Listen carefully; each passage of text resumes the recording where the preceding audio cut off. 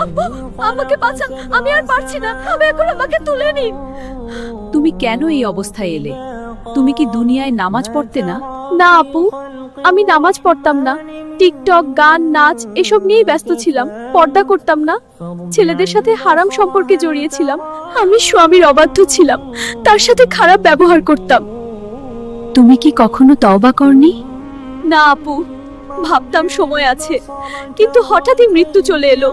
আজ আমি বুঝতেছি, কিন্তু এখন আর কিছু করার নেই। আমি দুনিয়ায় 5 ওয়াক্ত নামাজ পড়তাম, পর্দা করতাম, হারাম থেকে নিজেকে বাঁচিয়ে রাখতাম, স্বামীর সাথে ভালো ব্যবহার করতাম, গান বাজনা পরকিয়া সবকিছু থেকে দূরে ছিলাম। তা আপু, একবার সুযোগ দিলে আমি সব ঠিক করে নিতাম, একবার, শুধু একবার। আজ আর সেই সুযোগ নেই। দুনিয়া ছিল পরীক্ষা, তুমি অবহেলা করেছো। আগুন, আমি পুড়ে যাচ্ছি। হায় আফসোস, যদি আমি নামাজ পড়তাম।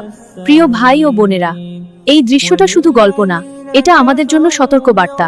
আজই নামাজ শুরু করুন, হারাম সম্পর্ক, পরকিয়া থেকে দূরে থাকুন, স্বামীর সাথে ভালো ব্যবহার করুন, গান বাজনা ছেড়ে দিন। মৃত্যু কখনো আসবে আমরা কেউ জানি না। যদি আপনি চান জান্নাত, তাহলে এখনই নিজেকে বদলান। এই ভিডিওটি ভালো লাগলে লাইক, সাবস্ক্রাইব ও শেয়ার করুন, যেন আরো মানুষ সতর্ক হতে পারে। আর কমেন্টে লিখুন, আজ থেকে নামাজ শুরু করব, হারাম কাজ ছেড়ে দেব। ধন্যবাদ।